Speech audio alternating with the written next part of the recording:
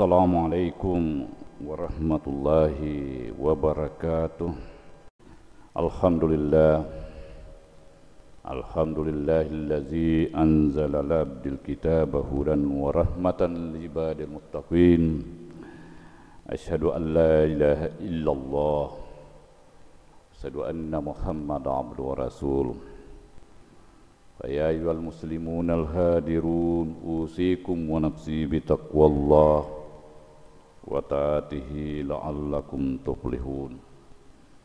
Qala Allah ta'ala fi kitabil Qur'anil Karim. A'udzu billahi minasy syaithanir rajim. Bismillahirrahmanirrahim.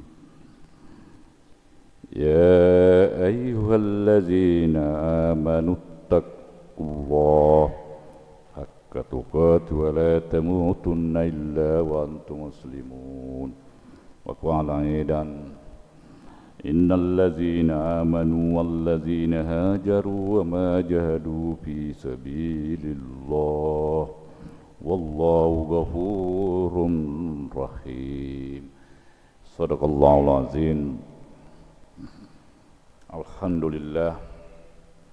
Pertama-tama puji syukur kita panjatkan kehadirat Allah Subhanahu wa taala oleh karena nikmat iman dan nikmat hidayah, nikmat kesehatan, sehingga ketika azan berkumandang hayyalas shalah hayyalal falah, secara spontanitas segala rutinitas kita, aktivitas kita hentikan karena kita dipanggil oleh Allah Subhanahu wa taala. Ada salah satu diskusi, inna Allah azza wa jalla muqbilun ala musalli, bahwa ketika seorang hamba itu menghadap kepada Allah lewat salatnya, inna Allah azza wa jalla, lalu Allah menghadap juga kepada mereka, malam yaltafit, kecuali hamba itu berpaling dari Allah, mengingat dunianya, mengingat selain Allah. Lalu salah satu diskusi yang lain, ketika seorang hamba mengucapkan alhamdulillahi rabbil alamin,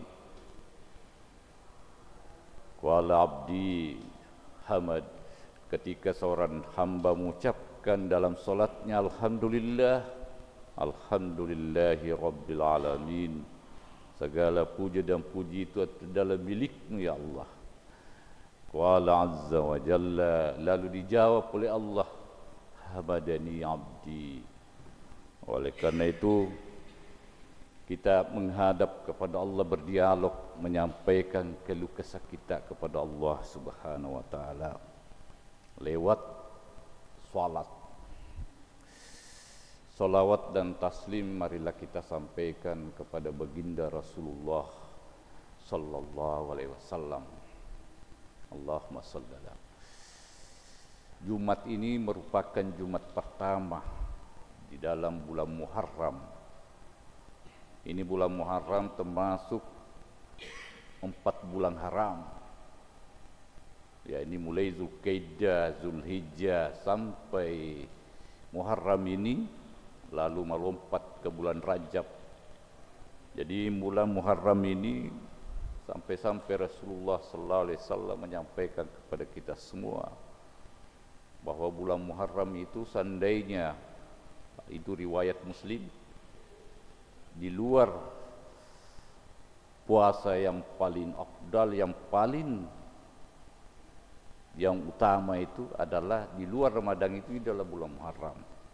Tapi lebih spesifik lagi dari riwayat Muslim, usahakan minimal 10 Asyura. Kalau Nabi sallallahu alaihi wasallam menyampaikan waktu itu minimal sebelum dan sesudah Asyura 2 hari. Paling minimal itu. Sampai selanjutnya siapa yang berpuasa pada bulan Asyura itu, bulan Muharram itu, pada hari Asyura, maka Allah Subhanahu wa taala mengampuni dosa-dosa kita setahun yang lalu. Oleh karena itu di dalam khutbah kita pada kesempatan ini insyaallah sebagaimana ayat yang saya bacakan tadi, yaitu hakikat daripada hijrah. Karena Muharram itu merupakan peletakan pertama sebagai awal tahun hijriah kita bagi umat Islam. Hal ini dalam sejarah bahwa penetapan tahun hijriah ini awal pertama sebagai dimulai bulan Muharram ketika Umar bin Khattab naik memerintah sebagai khalifah, sebagai presiden. Karena waktu zaman Khalifah Umar ini Islam sudah menyebar ke mana-mana, sampai 2 negara raksasa ini ditaklukkan oleh Umar, yaitu Persia dan Romawi. Kalau istilah kita sekarang ini Amerika dan Uni Soviet. Jadi 2 negara raksasa itu Persia dan Romawi, ketika Islam kemana-mana disebarkan seluruh sampai ke Asia, sampai ke Afrika, itu pada saat pemerintahan Umar.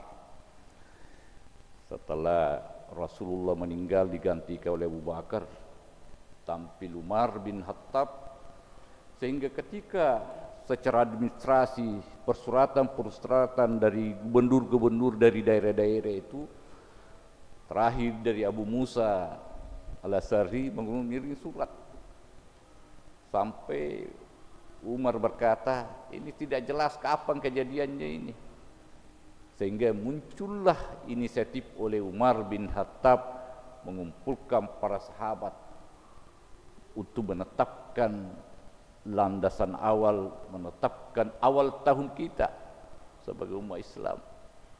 Karena kita tidak mau mengikuti tahun Masehi yang ditetapkan oleh Nasrani dan Yahudi itu. Sehingga ada beberapa sahabat mengusulkan bagaimana kalau kita mengusulkan hari kelahiran Rasulullah sallallahu alaihi wasallam. Ada lagi sahabat mengusulkan bagaimana kalau kita menetapkan awal tahun itu ketika dilantik sebagai Rasulullah sallallahu alaihi wasallam, yaitu pada saat turunnya Al-Quran. Ini masih tidak diterima oleh sahabat, karena kalau hari kelahiran, jangan-jangan nanti banyak yang mengagung-agungkan kelahirannya. Terus turunnya Al-Quran pada saat Rasulullah ditetapkan sebagai Rasul untuk menyiarkan agama Allah, itu pun juga terbantahkan oleh sahabat lain. Karena itu turunnya Al-Quran di Gua Hira. Nanti mungkin sejak jemaah pernah naik Gunung Hira itu, karena 2 gunung tertinggi di Mekah itu Gua Hira, Jabal Nur, Jabal bercahaya, gunung bercahaya, Al-Jabal, dengan Jabal Sur. Ini kalau kita sekarang ini kan ada tangga-tangga sekarang sampai di Jabal Nur sekarang. Kalau kita mau menyaksikan turun pertamanya Al-Quran surah Al-Iqra, itu bisa kita, itu perjalanan ke atas itu sekitar 3 jam. Sampai di puncak itu turun lagi sekitar 10 meter, ada gua sekitar 3 meter masuk, itu namanya Gua Hira. Di situ turun Al-Quran. Itu pun juga tidak diterima oleh Umar. Sampai Ali bin Abi Thalib mengusulkan bagaimana kalau kita menetapkan itu adalah tahun baru hijrah kita diawali ketika Rasulullah SAW meninggalkan kota Makkah menuju kota Madinah, hijrah. Karena Rasulullah SAW meninggalkan kebatilan waktu itu, karena itu negara di Mekah itu, di Makkatul Mukarramah itu kekufuran luar biasa, sampai Rasulullah diusir, menujulah ke Mekah, hijrahlah ke Madinah. Itu Mekah ke Madinah itu sekitar 550 kilo. Jadi kalau neonta lebih kurang 1 bulan pada masa itu. Sehingga itulah yang diterima oleh Umar bin Khattab pendapatnya Ali. Jadi itulah ditetapkan tahun baru Hijriah itu umat Islam adalah dimulai dengan Muharram. Karena pendapat Umar, karena baru saja selesai melaksanakan ibadah haji, tentunya kita awali menetapkan bulan Muharram sebagai landasan filosofisnya adalah ketika hijrah Rasulullah sallallahu alaihi wasallam. Jadi hijrah ini memang sudah ditetapkan dalam Al-Qur'an sebagaimana ayat yang saya bacakan tadi, innallazina amanu, hai orang-orang yang beriman, wallazina hajaru, hendaklah kalian selalu berhijrah, wajahadu fi sabilillah, itu berhijrah ke jalan Allah. Jadi dapat dipahami petunjuk Al-Quran ini memang sudah diturunkan kepada Rasulullah sallallahu alaihi wasallam. Hakikat daripada hijrah itu senantiasa hijrah kepada jalan Allah. Ini jalan Allah luas. Okelah kita dalam mempersempit di ruang lingkup kehidupan kita masing-masing. Taruhlah misalnya sholat. Karena kita semua jemaah kaum muslimin sudah jemaah Jumat, alhamdulillah kita sudah jamin beriman dan bertakwa. Tapi terkadang kita lalai. Contoh saja sholat. Padahal sholat ini Allah yang memanggil dan berdialog langsung dengan hambanya. Makanya itu di dalam inna lillahi wa inna ilaihi rajiun, kita berasal dari Allah kembali kepada Allah. Seandainya di dalam inna lillahi wa inna ilaihi yarjiun, berarti kalau kata-kata yarjiun itu berarti harus fisik dengan ruh kita kembali kepada Allah. Tetapi kalau ketika inna lillahi wa inna ilaihi rajiun, berarti bukan cuma ruh yang kembali, jiwa kita kembali, tidak mesti fisik kita kembali. Jadi oleh karena itu salat itu kita selalu berdialog, bertemu kembali kepada Allah. Jadi minimal 5 kali sehari semalam. Jadi kalau kita suatu saat nanti inna kembali secara utuh ruh dengan fisik kita, kita sudah tahu jalannya. Karena kita selalu kembali bertemu dengan Allah. Itu minimal 5 kali sehari semalam. Nah inilah yang perlu kita hijrah. Kalau selama ini kita lalai, selalu mengulur-ulur waktu sampai ujung waktu kita salat. Marilah kita hijrah kembali ke jalan Allah. Karena kita ada dialog dengan Allah. Karena ini Rasulullah sallallahu alaihi wasallam menyampaikan dalam satu hadisnya, awwalu yuhasabu yaumil qiyamah, itu nanti yang pertama-tama dulu dihisab salatnya. Fa in salfa sair wa malihi, kalau bagus itu salatnya, semua amal lain diperiksa.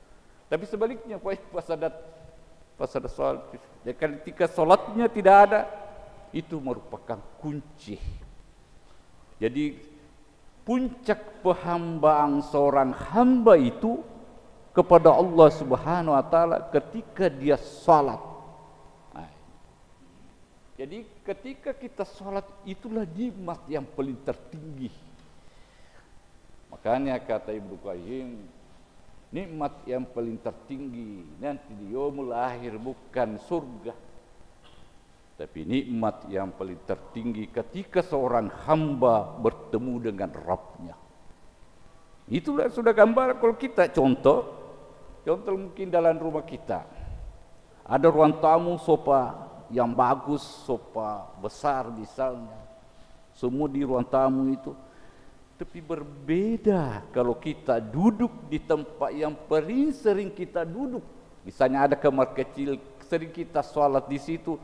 Berbeda hawanya ketika kita duduk di ruang tamu. Coba kita rasakan ketika kita duduk di sering kita berdialog dengan Allah, pasti dingin di tempat itu.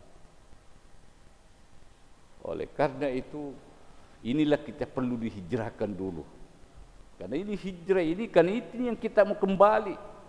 Nah bagaimana kita nanti mau kembali di ini ke alam dunia, alam kubur, menuju alam akhirat itu kekal. Nah kita harus mencari jalannya. Kalau kita tidak pernah tahu di mana jalannya, kita pasti bingung nanti di mana jalannya menuju ke Allah. Jadi kalau kita keseharian kita, minimal sehari semalam hijrahnya kita memperbaiki itu hubungan kita dengan Allah dulu. Nah, itu yang pertama, itu hijrah. Hakikat hijrah adalah bagaimana meninggalkan menuju Allah. Artinya apa? Mengikuti perintah-perintah Allah dan menjauhi segala larangan-larangannya. Yang kedua, hakikat hijrah itu adalah hablu minan nasnya. Hablu minan nasnya adalah memperbaiki hubungan kita kepada manusia sesama, baik sama muslim, non muslim dan sebagainya. Itu perbaiki hubungan kita kan, hablu minallah, hablu minan nasnya. Karena Rasulullah sallallahu alaihi wasallam meninggalkan kota Makkah menuju kota Madinah. Dulu Madinah itu disebut Yasrib, sekarang disebut Madinatul Munawwar, artinya kota bercahaya. Makanya ini Madinah itu disebut kota bercahaya karena kenapa? Karena Rasulullah sallallahu alaihi wasallam memang nur, bercahaya. Itu kan dalam surah Al-Ahzab, innallaha malaikatahu yusalluna 'alan nabi. Sesungguhnya Allah selalu berselawat di Madinah itu. Itu perbuatan Allah yang secara konkret bisa kita ketahui, rahasia Allah. Dia berselawat kepada Rasulullah. Ya ayyuhallazina amanu, wahai orang-orang beriman, senantiasa kamu kirimkan salam dan salat. Sallu, itu kata-kata sallu, selawatlah. Wasallim, kirim salam. Jadi kalau kita di sini tetap sampai kita kepada Rasulullah, salam kita, salawat kita. Itulah hakikat hijrah, itu adalah hakikat berjalan menuju Allah dan menuju perintah Rasulullah sallallahu alaihi wasallam. Makanya Rasulullah, taraktu fiikum amrayn, ada dua saya tinggalkan kalian. Dia tidak akan, kalian umatku tidak akan tersesat sepanjang berpegang teguh kepada Al-Quran dan As-Sunnah, hadis Rasulullah sallallahu. Itulah pedoman kita. Oleh karena itu mudah-mudahan akhir hayat kita sebagai husnul khatimah dan mendapatkan nanti syafaatnya Rasulullah sallallahu alaihi wasallam dan dimanapun berada. Karena inilah selalu kita menyambungkan hubungan batinia rohani kita dengan Rasulullah sallallahu alaihi wasallam. Makanya hadis dalam Muslim, ma min ahli yusallimu ruhullah hatta arudda alaihi salam. Siapa yang menyampaikan salam dan salawat kepada Rasulullah itu senantiasa tersambung kepada Rasulullah. Ruhnya, Allah mengembalikan rohku, bukan fisiknya ke Rasulullah. Secara fisik sudah meninggal, tapi rohnya kita selalu sambungkan hubungan kita. Bahkan riwayat Tirmizi, laula bin nasi yaumul qiyamah, yaumul qiyamah, itu nanti yang paling dekat nanti umatku itu aksarus salawah, selalu menyambungkan. Oleh karena ketika kita hijrah Allah dan Rasulnya dan menjalankan perintah-perintah Allah dan menjauhi larangan Allah dan mengikuti sunnah Rasul, apa yang diperintahkan oleh Rasulullah sallallahu alaihi wasallam, insyaallah kita nanti kembali kepada Allah bersama Rasulullah, dikumpulkan bersama Rasulullah dan mendapatkan syafaatnya. Amin ya rabbal alamin. Barakallahu li wa lakum fil Qur'anil azim wa nafa'ani wa iyyakum bima fi minal ayati wa dzikril hakim wa taqabbala minni wa minkum tilawah innahu was-sami'ul alim.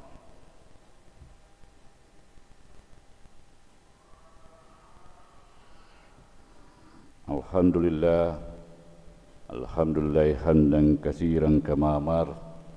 Asyhadu an la ilaha illallah wa asyhadu anna Muhammadan abduhu rasul. Qala Allah ta'ala fi kitabil Qur'anil karim, innallaha wa malaikatahu yusalluna 'alan nabi ya ayyuhalladzina amanu sallu 'alaihi wa sallimu taslima. Allahumma salli ala Muhammad, Allahumma salli ala malaikatikal muqarrabin wa anbiya'ika wal mursalin wal litwatika jama'in warhamna birahmatika ya arhamar rahimin. Amin. Allahumma ghafir lil mu'minina wal mu'minat wal muslimina wal muslimat al ahya'i minhum wal amwat innaka sami'un qaribun mujibud da'wat. Ya qadiyal hajat Rabbana dolamna anfusana wa illam taghfir lana wa tarhamna lanakunanna minal khasirin. Allahumma as'aluka min khairi ma salaka minhu nabiyyuka Muhammad sallallahu alaihi wasallam wa na'udzu bika min syarri ma sta'azaka minhu nabiyyuka Muhammad sallallahu alaihi wasallam wa antal musta'an wa alaikal balag wa la haula wa la quwwata illa billah. Rabbana atina fid dunya hasanah wa fil akhirati hasanah wa qina azabannar wa qina azabannar wa qina azabannar. Ibadallah, innallaha ya'muru bil adli wal ihsan wa ita'i dzil qurba wa yanha 'anil fahsya'i wal munkar wal baghi ya'izukum la'allakum tadhakkarun wa dzikrullahi akbar wallahu ya'lamu ma tasna'un. Aqimus shalah.